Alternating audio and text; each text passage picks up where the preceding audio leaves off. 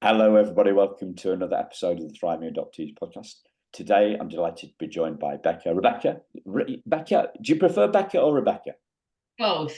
You both. It says Rebecca on the book, but everybody calls me Becca Okay. in my world. So, Becca Wellington back for a second time. So it must have been interesting the first time, or else I guess you didn't. You want to come back the second time, right? I've just saying, Becca, that I was on holiday a few weeks ago and was reading. I got through the first half of her book. We're going to kind of touch on the book as well, but we're also here to talk about healing. So, healing, does that word resonate for you, Becca? Does that? Oh yeah. I can't, I feel like I can't talk about that without talking about the book because the book is my healing journey, right? I've been doing a bunch of talks and I'm at this place where I say that the book saved my life. So, uh, yeah, so I feel, even since the last time we talked, which was, I guess, a year ago, we're trying to figure it out. Yeah, I'm in a fully different place because I've been out there just talking about my my experience as an adoptee very publicly because of the book, and that's been a really healing, profoundly healing experience. Yeah. So both writing it and getting out there to talk about it have helped. Yeah, yeah, yeah, yeah. I think I'm just. I'll share. So I'm at my in-laws' house outside of Boston, um, and my mother-in-law, who's just lovely, put this little book talk together last night in her neighborhood. So like the folks like ran across the street just from the neighborhood, and they all came in. I just had given a talk at Simmons University in Boston, which I'm an alum of. And so this was kind of the casual talk, but it was amazing. I was talking about the book, and then her neighbor across the street literally she came home a little bit late. She ran to join us. And she just sat down and unloaded this incredible story. She's a NPE. Do you know that term? Misattributed parentage something. Yes. Yeah. And I don't even know what NPE stands for, but she like she identifies as NPE. She learned literally 5 years ago that her father, who raised her since birth, was not her biological father. And this, she's in her early 50s and she just learned this, and she's just on the beginning path of this journey. But I wanted to bring that up because she just came in and sat down with this group of us and just unloaded and just like bared her soul and told us this entire story. All of us are, aside from my mother-in-law, strangers to her largely. And it just made me realize that in the telling of the story, that is such an important part of the healing. Just that you can like get it out. And she was sharing these family secrets. Like secrets are so damaging and toxic. And just sharing it was just, you could literally see her on her healing journey, getting it out there. Yeah. Yeah. Was it the writing of the book that saved your life? I think all of it. Like, I think I had to write it, sort of similarly in that I had to put this story out there, because it was like eating me alive, you know? Keeping it in felt like it was like, you know, like this, I don't know, like a tumor or a cyst that was gonna just burst.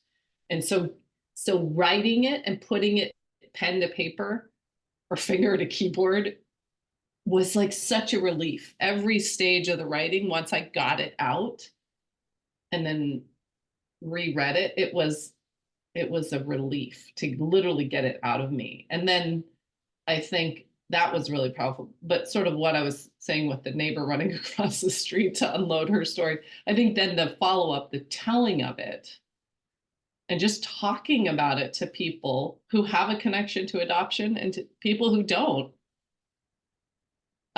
is sort of the follow-up layer of healing, you know? So if we break it down into the first part, the writing and then the telling. Eating you up alive from the inside, and then getting it out. Why is that so? Why is that so big? Do you think? Why was that so big for you? No, I can't logically explain it. I don't, have you heard of Bessel van der Kolk and Yeah. his oh God, I just totally spaced the name of the book. Body keeps the score. Body Keeps the Score. Yeah. So I've been reading that like bits. That's a very intense book. With a lot of trauma stories. But I think that that's sort of the closest sort of scientific explanation into the power of getting it out and the impact on the body if you don't get it out. Like that's kind of his whole premise, right? That if you keep these, it's not the trauma that happened to you. And he's working with patients who have experienced just really severe physical abuse and also mental abuse. But it's the second wave of not just the abuse that happened, but then it's keeping it in and not processing what happened. That's extra toxic and kind of like his claim, it like leads to cancer and leads to, you know, literally your body falling apart. Yeah. Because I think the big start of profound shift for me was probably 16 years ago, and on a retreat. There was 2 people leading the retreat, 5 or 6 of us on the retreat. This wasn't an adoptee thing, but it was a consciousness thing. And I think the first 3 days, all we did was get our stories out, share our stories. But it was about how we felt as the key protagonist in the story, as the hero of our own journey. And there was that validation base that we all had the same stuff, basically. Yeah. There was a different cause of the stuff, or different causes. So, you know, for some it was, well, for the course leader, Liz, it was her abuse at the hands of her dad in every way, including sexual, when she was a tiny kid. So there was that. There was business failure. There was marriage failure. For me, there was kind of business shit and adoption shit. But none of us thought that we were good enough. That was the essential story. None of us felt that we were good enough. Yeah. And I think well, as I think I felt that we had the best reason for that. Yeah. You know, we had the most The empirical evidence. Sorry, yeah, we had incontrovertible evidence. I think is the word. Another one that you know, we had, our case was cast iron.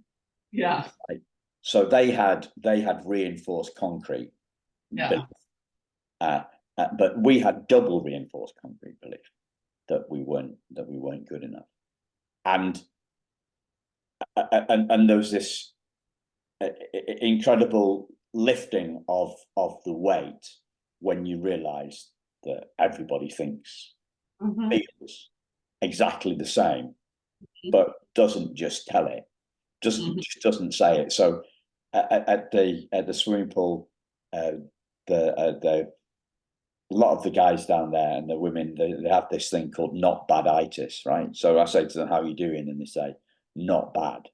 And I say, "It's catching, isn't it?" What's catching? It's not baditis. What do you mean, Simon? What are you on about? But we go through life in Britain as talking about being fine or being not bad, and that's about as deep as we go most of the time. Whereas the maybe it's the shame, we keep those we keep the shame inside Mhm. where it eats us alive. And I'm doing some stuff. We're doing a little mini one-to-one course with Pamela Karanova on, and it's grief stuff, Mhm. and it's that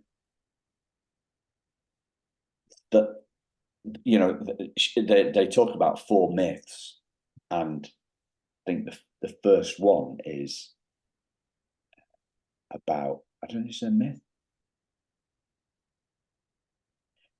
Essentially, it's about fighting feeling bad. Mhm.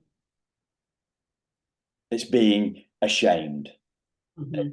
It's not being able to voice our our feelings, especially the dark ones, and that's why we go through life as fine or not Mhm. bad, and it's like, Mhm. It's like you're just surviving. yeah, You haven't moved to the thriving stage yet. yeah, I think most people don't get to the thriving stage because we're so in that space of, yeah, feeling like shit. yeah. And there's that double-edged sword with the validation, though, Mhm. for me anyway. At one point, it's a relief, and and then like primal wound stuff, and then all the validation can keep us stuck, right? Mhm. Yeah, if you get stuck in your sort of victim, I think it's easy to get stuck in a space of feeling like a victim, and that's, uh, I don't want to be there either. I think you have to go there, but then you got to keep walking through it to get to a place of feeling, um, that's where you have to get through that to get to thriving, I think. Yeah, and I think that's one of the challenges, right? That with the healing wound, with the healing idea, with the wound idea, is I know I felt knocked sideways by it. I know I felt that I was stuck with it. I think that was the biggest biggest thing, that for a while I thought I was stuck with it, and I didn't have at that point. I wasn't doing anything with other people who were in that same stuck position, and I often think, what would it have been like if I had been in those groups, because where everybody is validating our Mhm. stuff, Mhm. I think it can become extra reinforcing to the belief. Yeah. We're I, not, I think I think you have to go there. I think I think it's important. You can't just skip that part of the journey. But then you have to move beyond it. Um, and that's, I think, the hardest step is to move and to victim mentality. there are, I know because they've told me, like, there are adoptees out there who don't believe that they can heal, Yeah. Yeah. and that scares the bejesus out of me. Yeah. Well, I think everybody, whether you're a victim of sexual assault or physical, you know, whatever you've experienced that's traumatizing. I think there's always people who say you can't heal from it. But I believe, I mean, I know people who have gone through just profound, profoundly horrific experiences and have not, I mean, not many, but some people who have gotten to a space where they have moved into that place of thriving, you know. I definitely think it's possible. You know, I feel really grateful because I feel like I'm walking into that space.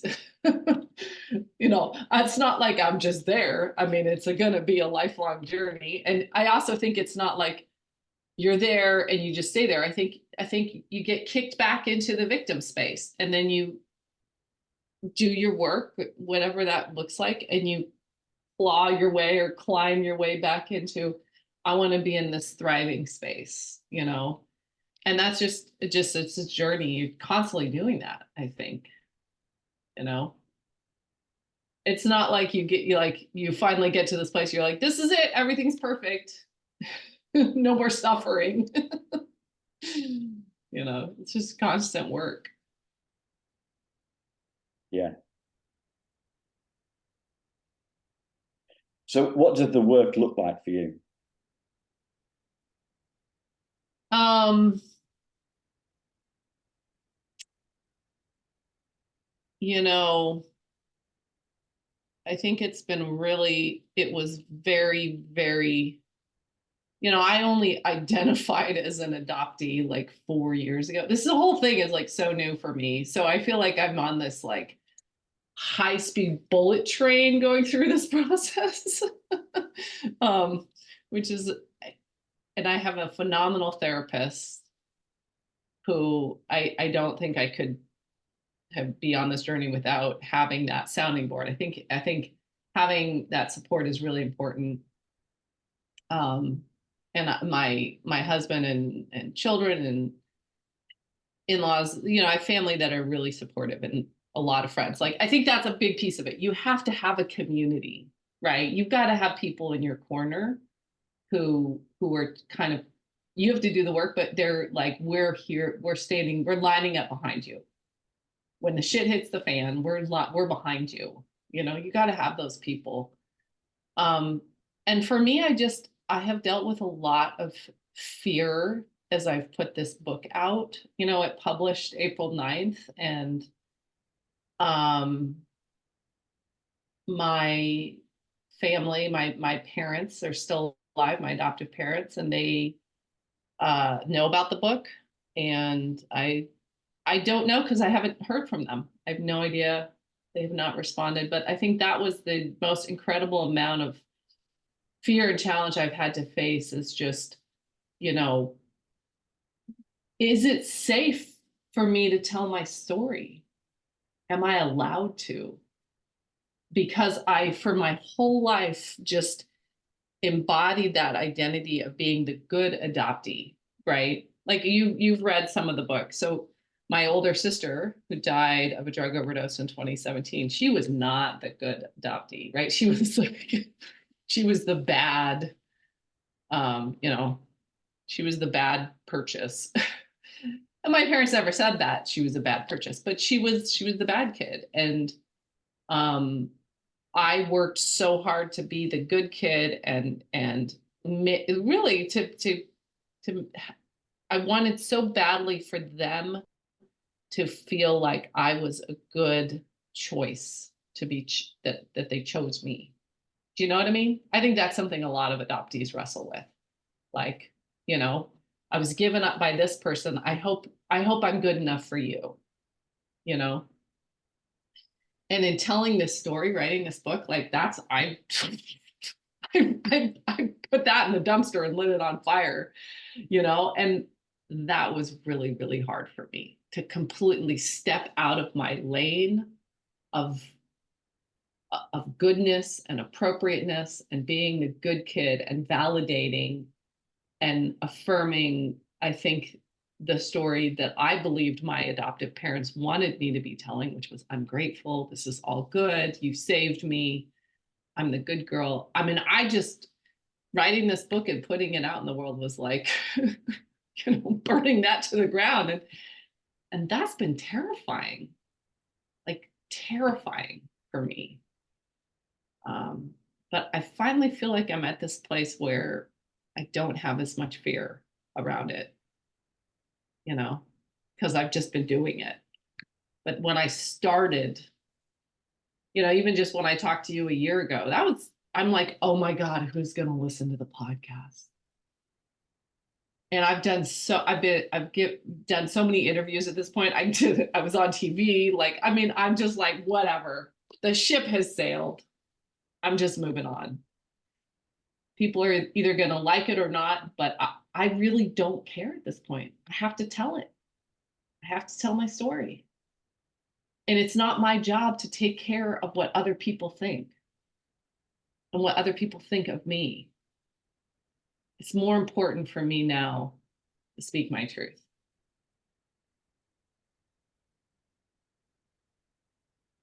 There's a meaning there, right? There's a purpose, there's a meaning, there's a plan. Yeah. Well, behind all of it, Simon, is my sister, right? I wrote the book for her.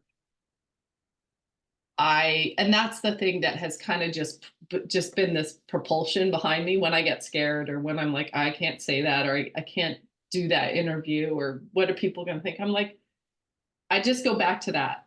She's behind me. She's dead, right? I have taken on the mantle. I have to tell her story.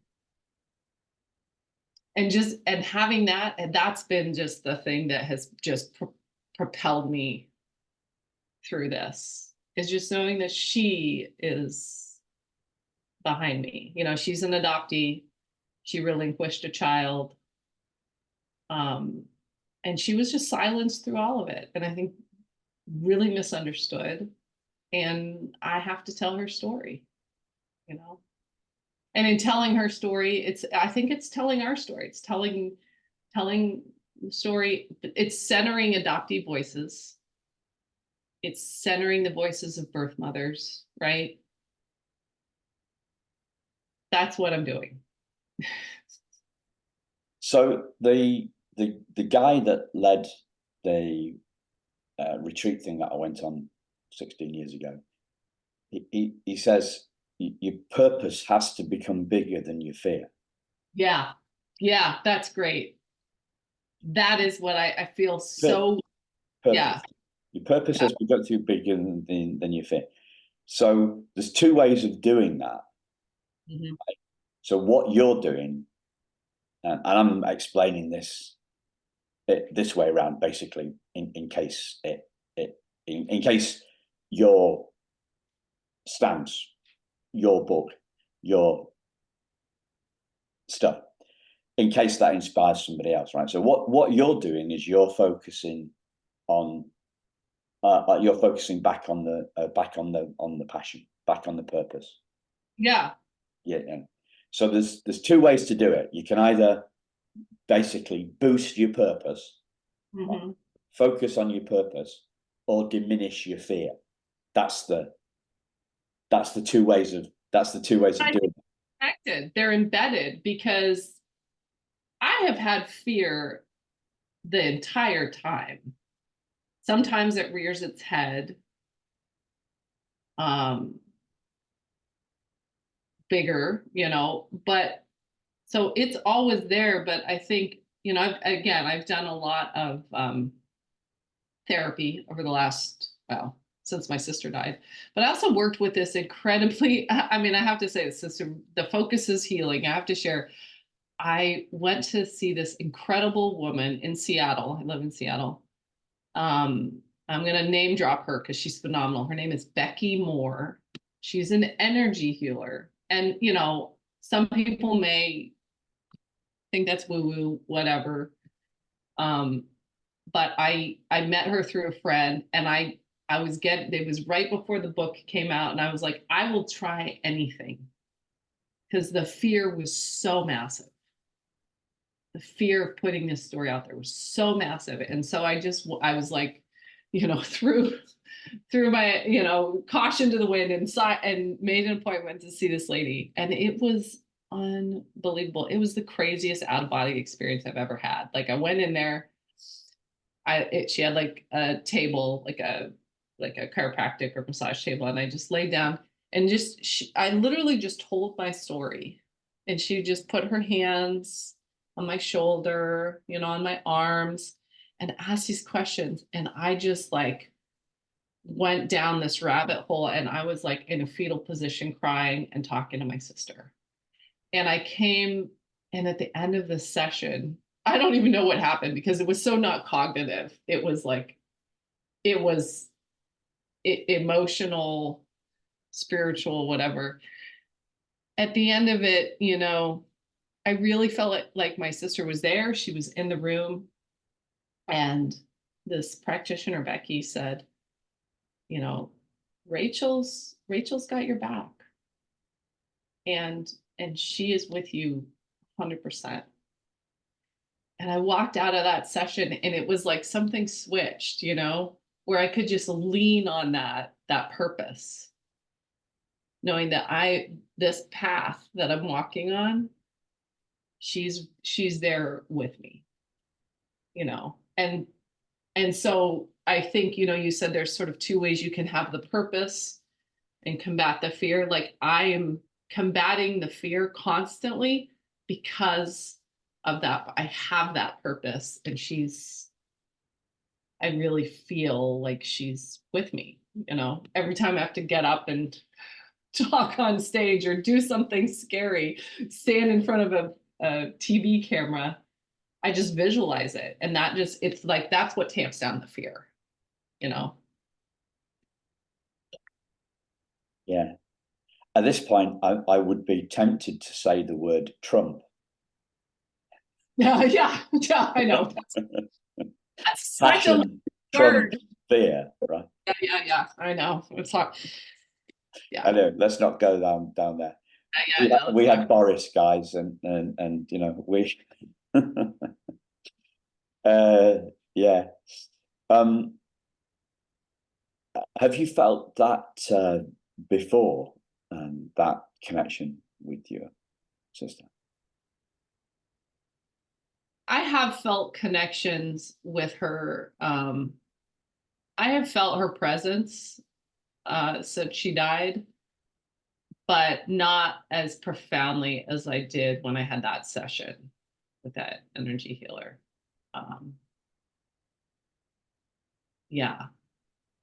I don't know. I mean, people have just crazy stories of their dead people, it's pretty amazing. But I think that was so profound that I stopped questioning it with my logical brain. Like, what? How can I be talking? How can my sister spirit be talking to me? I'm like, whatever. That just happened. And so I just go back to that. Have you felt connected to others? Other people who are dead? Dead or alive? Dead or alive. Oh, well, I definitely feel very connected with alive people. Yeah, I mean, I think I had such a connection with, I think there was an opening for me to have such a connection with her because she was so close to me, She's the first person in my life who I was really, really close with, who died. So that I think opened an opportunity to have a stronger connection. But yeah, I think I'm again, like I said, I think part of combating fear is having people in your corner and having a community. And I feel very connected with people. Like I will say, even since the book came out, I've connected with so many amazing adoptees who are doing this profound work, like your podcast. And I feel very connected with people in the adoptee community. You know, I feel really supported by people in the adoptee community. Um, it's a pretty amazing group of people, you know.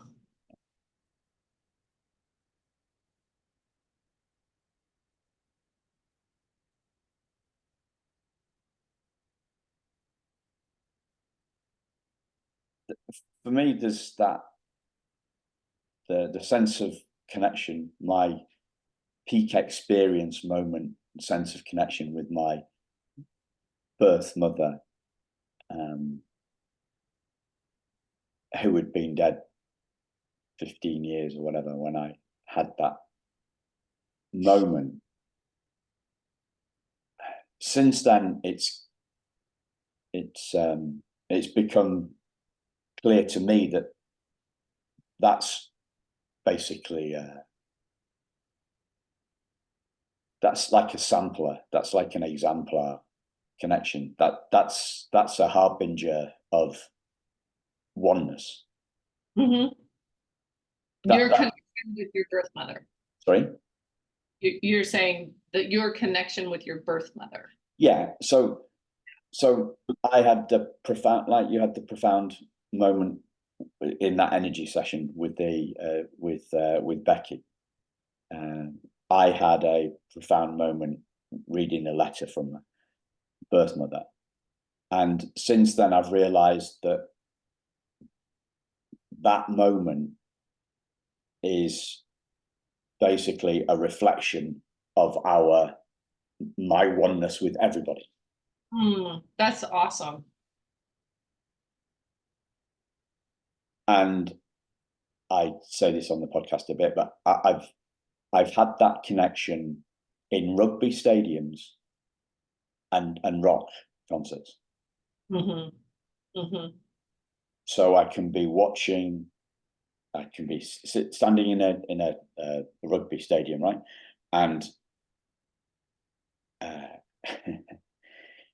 I was born in Wales, right? So, but I'm not watching Wales play rugby. I'm not watching, and I live in England. I lived in Wales for maybe 3 weeks of my life, the first 3 weeks of my life. Maybe not. I don't know.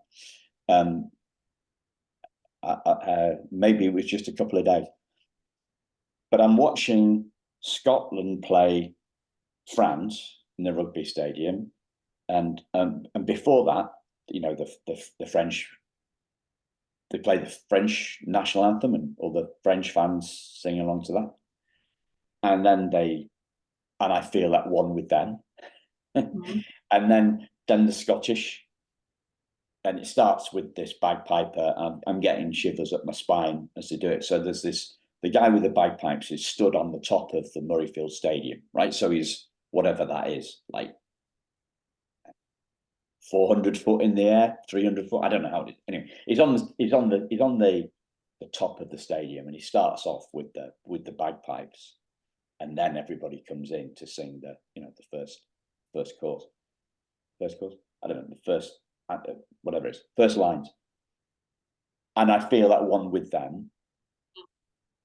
And I'm not rooting for the French. I'm not French, and I'm not Scottish. It's oneness. It's touching a space where that idea of oneness becomes a concrete and real feeling.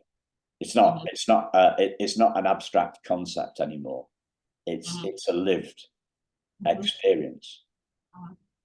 And you use the word spiritual. What becomes clearer and clearer to me is that the spiritual, I've got to use this word, sorry, trumps the spiritual trumps the psychological for me most of the time. The spiritual essence, shared oneness, whether that's with a group of adoptees, on a Zoom call with a fellow adoptee, in a rugby stadium, at a Killers concert, or reading a letter from my birth mother. That's where the juice is. And as you say, it's way more than cognitive. It's not cognitive at all. We can't really. Yeah. I think barriers are a facade, you know? It's all that, like the thing, like the French versus Scottish, right? Whatever that's just a figment. It's, yeah. I've been listening to a lot of, the other thing that's gotten me through this past year is listening to a lot of a really cool Buddhist podcast. I'll name drop another. Dan Harris, he's a podcaster and he has this great podcast called 10% Happier. And it's all situated in Buddhist practice, meditation practice. And that's a kind of an underlying theme in that. I don't know if you want to call it a philosophy or a spiritual approach or whatever, but we are all totally connected, right? We're all just essence of stars, literally. And the barriers between us are all, it's really amorphous, right? We're all just energy. And I think once you have that profound experience, like you had with your mom, and you can touch that and sort of experience, wow, we are all connected. Like then it's like you can't go back, you know?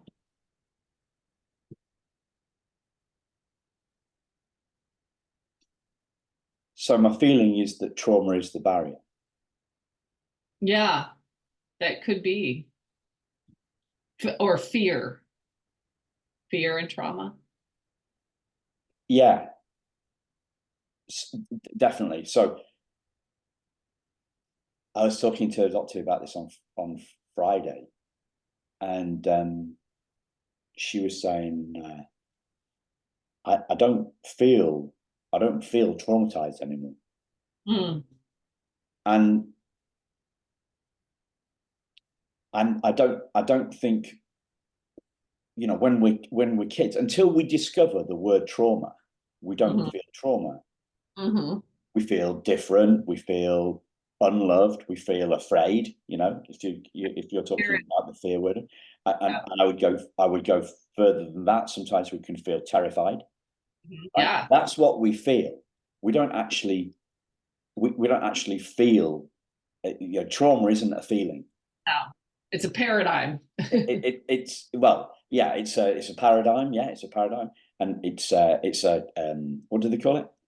It's a complex diagnosis. No, I'm not using the right word there. So is it symptom complex? Anyway, but you know, for me, I came up with this. Was it last year, the year before? Trauma is a toxic cocktail of fear. Yeah, to use your word, I'd say fear or terror. It's a toxic cocktail of fear, terror, insecurity, shame. Mm-hmm. Those Mm-hmm. are kind of like the main ingredients in this toxic cocktail. And yet, what your Buddhist pal Dan Harris would say is that we're not our feelings. Yeah, yeah. And in the Buddhist practice, you know, you feel your feelings, but you're not connected to them. You feel them and they go through you. You know what I mean? You know, you don't hold on to them. You experience them and you let them pass like a wave, right? Yeah, and you definitely don't identify with them, No, because they're not yours. Like and they're that's, not you. yeah, they're not you and they're not yours. So, It's just a feeling. yeah. Yeah. So trauma is a toxic cocktail of fear, insecurity, shame, terror. But Mm-hmm. we're the glass, not the contents of the glass. Mm-hmm. So this is the metaphor to express the disidentification. And so what are we? We're the trauma-free glass. Yeah. And what we, you know, I love the idea of not holding on to them, because we do hold on to them, don't we? We have been holding on to them bruh. Yeah, we wrap our identity around it. I do want to say though, I think this, from my perspective, and I know also from a Buddhist perspective, that doesn't mean that people are not traumatizing other people, right? People abuse other people, and that is real, right? That happens. And I think the intention is to walk on a path, ideally towards a space where people are not treating each other like that. You know what I mean? To say that we are not, our feelings, and we let the emotions pass through us is not uh, legitimizing or excusing abuse or things that happen to people. Does that make sense? It's not denying it, it's just wanting not to hold on to it. Yeah, yeah. In a healing, on a healing journey. On a healing journey. And also, I think working towards a space where there's less of that happening in the world. Do you know what I mean? Where there's less, because if, it's like that saying, hurt people, right? So if we can all hold the space for the possibility of everybody to walk a healing journey, then less people are being hurt. That makes sense? Yes. And my little brain has it like this. If we see we're all one, hurting others hurts us. Yes. So we're less likely to do it. Yes. Yeah. Yeah. Or we'll do it less frequently. Yes. And it will have a bigger impact on us. If there's an awareness that if I hurt this person, it's going to hurt me. Like that would mitigate an assault, I would think. Yeah. I want to just change the focus slightly on this because it's an area that I've not explored. And as somebody, me and my missus don't have any kids, so we don't. I don't have this thing, right? You talk about it's two girls you've got, I think, if that's right. You mentioned them as part of alongside your husband and the other people who are lining up behind you. What does the kind of sharing? Let's put it into three words. What does sharing the trauma story? How was that? How was with your girls? Because they're teenagers, I think. Am I right? They're teenagers. 12 and 14. 12 and 14. Okay, so the youngest one's not quite a teenager. What does that mean? Because I know about my own stuff, like with my mum, for example, like not wanting her to be upset by stuff. But what does that look like? What does that kind of vulnerability with the girls? What does that look like? Feel like? It feels really liberating. I feel like, first of all, I feel like I'm a better parent having written this story and putting this book out, because whenever you share your truth and you tap into your vulnerability and you realize how connected you are with people, like you're saying, like that's stepping into a space of thriving. And so this is the other piece that's really transformed for me. This is something that a lot of adoptees struggle with, is trusting yourself, right? I have never trusted myself. I've always felt like I wasn't good enough. I wasn't enough. And so I never trusted myself. And I feel like for the first time in my life, I'm really trusting myself. And that, I think, is, I think my girls feel that when I'm interacting with them. I think it's made our relationship better, you know, and I think it's pretty amazing for them to see me being really vulnerable and feeling empowered by being vulnerable. You know, when you watch somebody you love do that, that's it's pretty mind-blowing, you know? And I would hope that um it allows them to do that too as young women, to also realize I get to tell my story, my truth matters. It's okay. Vulnerability is a strength, you know, all those things. You know, with parenting, we can preach things, but if we don't practice it, and kids, especially like teenagers, they will see right through your bullshit. If you preach something but you don't do it, and I teach teachers, right? So my professional world is working with pre-service teachers in a master's in teaching program. So I'm in schools all the time. Kids will see right through your bullshit unless you practice what you preach. And then they will line up behind you and you have their respect. And I think that's, you know, I think my girls are pretty blown away by what I'm doing, recognizing that it's scary and it's vulnerable and it's high risk, and uh, it's just pretty awesome, you know. I mean, the word that sort of oozed from you to kind of it came to my mind to sum up what you just shared was about honesty. Mm-hmm.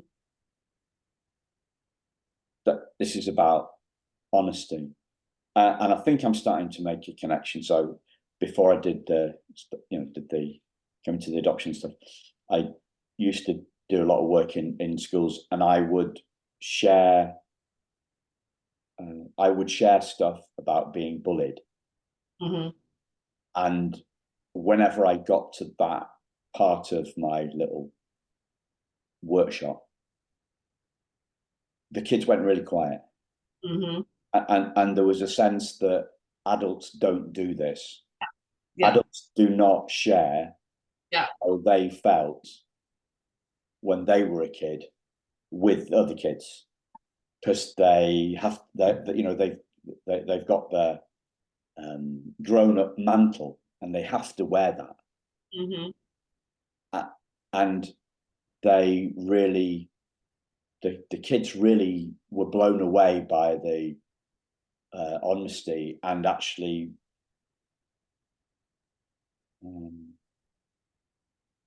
going to the truth. Yeah. Rather than, just most people don't.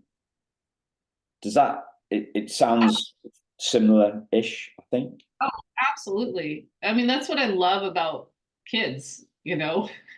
And that's where I just, you know, I think that when you talk about having a purpose, you know, as a teacher, as a professor, somebody who works in education, that is my purpose. I'm very clear that my intention is to put in the world, to facilitate educators who allow their students to be seen and heard and speak their truth. That is what shapes all of my work in education, because that's the heart of it. That's what kids need, because there's less and less of it, right? And they know viscerally if somebody is being inauthentic or untruthful with them. And unfortunately, that's where a lot of adults live, you know? And it has a huge impact on their trajectory as as students, you know, not just in the classroom, but like students of life and humans. And in the same way, you go first for your girls. Yeah. Those teachers have to go first for the kids that they're teaching. that's what they need. Like kids need that. They're craving for an adult who can model that for them and say, this is, it's okay to do this, you know? And you're talking about the BS detector that the kids have. What I've seen this in marketing actually as vulnerability as a strategy. Oh God, it's awful. It and it's almost like I think what you guys call a cookie cutter approach to it. So somebody says, right, this is the way to do it. So people follow, to the letter, and it just comes, after you've heard two back to back, you start to realize that this is a strategy. This is vulnerability as a strategy, not vulnerability from a place of honesty. Right? It's inauthentic. I mean, that's the other thing. Kids especially can read right through inauthenticity, you know? So if you're marketing something with pre-manufactured vulnerability, you know, pitches or whatever it is, like, that's bullshit. Like Yeah. that's not vulnerability. Yeah, the word that popped into my head, you shared that you're going to Germany in the summer. There's this thing called Ersatz Cafe. Mm-hmm. Ersatz Cafe. It's about ERSATZ cafe coffee, right? So, but it's like replacement coffee. Mm-hmm. It's like fake coffee. So it's like a ersatz vulnerability. It Mm-hmm. just makes everybody really sick, and they Yeah, see through it. yeah. It's also, I mean, that's especially disingenuous because it's manipulative. You're trying to elicit a response, but you're not actually taking the risk. Like, because that's the thing. So another person I'll plug is, you've probably heard of Brene Brown. Yeah. Yeah, and she's kind of like the lead researcher on vulnerability at UT Austin. Um, so she's really unpacked the layers of vulnerability. But vulnerability has to involve risk because you're exposing something authentic about yourself. And when you market it like you're explaining or ersatz, there's no risk. Well, and the people, yeah, I think there's a fear there. So it might be done to manipulate it intentionally, right? I totally get that. And it might also be done, it might be copied, cookie cutter approach, because somebody's too scared to actually do it their way. Or they think, well, this marketeer has told me that this is the way to do it. I don't know how to do it. So I'm going to cookie cutter them. So they're coming at it a place more like insecurity rather than out and out, desire to manipulate. They're not trusting. They're not trusting their own grounding. They're not trusting their own self. They're not risking. They're not prepared to risk. They want to color by numbers, right? They want to paint by numbers rather than, paint freehand or whatever the word is. Yeah. What what do you see in the education sphere in terms of trauma-informed teaching, for want of a better word? Do you see much of that? Is that something that's on the professional standards? Is that something that's coming? Well, I think it's, in the post-COVID world, that's something every educator is dealing with. I mean, I do think that kids were, I mean, we were all traumatized by COVID. It had an impact on all of us. And I think for kids, when they were so isolated, we're still seeing the fallout of that. I teach in higher education, so I've worked with undergraduate students who were, in high school during COVID, and now I'm in classrooms where my students are teaching, and their students were, like elementary or little people during COVID, and there has been a really traumatic impact of the impact of that isolation at a time when when they, in adolescence development, they needed to be with people, to learn from each other, like to really grow and thrive off of that connectedness, right? We learn that when we're little people and we're playing with our friends and in kindergarten, and we learn how to read each other's faces and find those connections. And so the isolation piece of COVID was really, really, I will say, traumatizing for a lot of youth. And that's why we see Jonathan Haidt just published this incredible book, forget the name of it, but bestseller, about the impact of social media on youth. And the data wears it out. Like it has increased anxiety, depression, suicidal ideation among youth across the planet, right? And so, yeah, those are kind of the things that we're facing in education. And I think that the response to that goes back to what you're saying. It's connection with other people, authentic, vulnerable connection, where people creating a space in a classroom where students can be together and feel seen and heard and valued, in connection with each other in a community space. Like, I think that is the antidote. It's very simple and idealistic, but I think it's also really gets at the heart of it. And so that's what that's like a best practice in education now, is creating community space and really valuing student voice, set what we call it, centering student voice, so they can talk, kind of like what you're doing with your podcast, so they can share their stories and be heard and seen. Yeah, I mean, I was in South Carolina teaching, not teaching, running workshops in elementary schools last March, and I saw that, and all the teachers that I saw said, "Oh well, your workshop today was with the kids who were in first grade in COVID, and it's still having developmental." They're still behind. They're still behind because they're still getting developmental delays.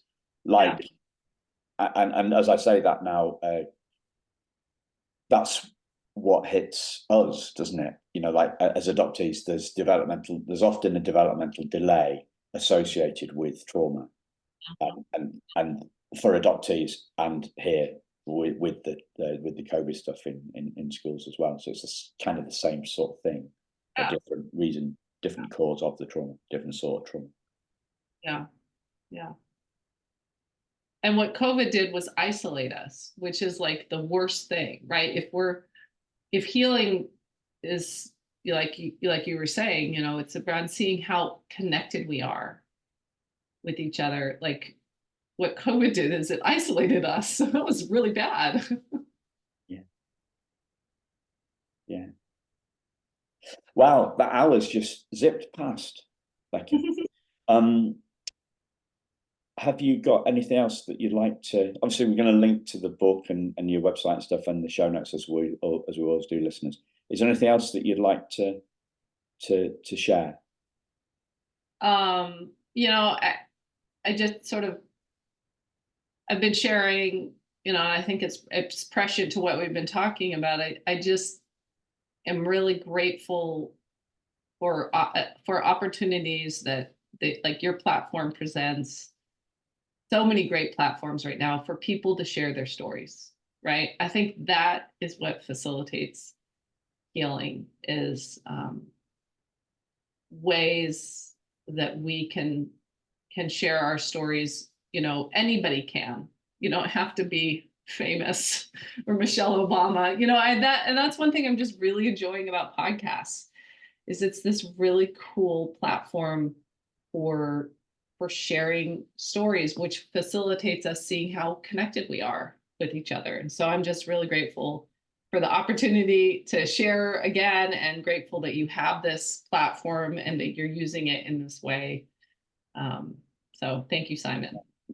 Yeah, thank you. And Michelle Obama's still touring her books, right? Like I listened to Becoming, I don't know, 3, 4 years ago, something on audio when it came out. But yeah, she never stops touring, that woman. No. Well, I'm not Michelle Obama. I will stop touring. But yeah. What's the next book? Well, I do have another book under contract, and it is very different. It's from my doctoral dissertation, and it's on student resistance, indigenous student resistance to off-reservation Indian boarding school government education in the progressive era. It's called Breaking Boundaries, and that's a ways out. I still have a lot of research to do, but very, very different story. But again, good, important voices. Yeah. And you touch upon that. You touch upon that in the current book. Yeah. And have you seen the Kevin Costner trilogy series that ends with? Yeah. It ends with Yellowstone, doesn't it? Yeah, I haven't seen Yellowstone, but people keep mentioning, oh, there's, story, like there's they talk about government boarding schools in the show. They do. They do. Yeah. And you talked, and there's some depiction of them in the earlier, and they're trying to brainwash. Well, Yeah. they're trying to culture cleanse, I think. Is that the word? I don't know. Cultural genocide. And it's like, it's assimilation education. That's kind of my specialty in research. Assimilation education. Kill the Indian, save the man. That's a quote from Richard Pratt, who started the very first off-reservation Indian boarding school in Carlisle, Pennsylvania. And from what I can remember from reading the book, the reason that this actually is relevant to a conversation about adoption is because they didn't find that strategy that you just talked about there particularly powerful, so they started to do adoptions instead. Well, a report was accumulated and filed in around 1930 called the Merriam Report, which exposed just the pervasive atrocities and abuse that were happening in the schools. And this is right after the Depression, and so there was just a massive defunding, and most of the schools got shut down in the 40s and 50s. But yeah, there was still an impetus to assimilate because the government wanted to control Indian land, right? It's all about land and resources. And so, yeah, in the 1950s, they started funding this next wave of assimilation through adoption, which was the Indian Adoption Project. Yeah. Very scary stuff. Very scary stuff. Yeah. Very scary. Yeah. So check out the book, and listeners, and thank you very much, Becca. Thank you, listeners. We'll speak to you very soon. Thank you.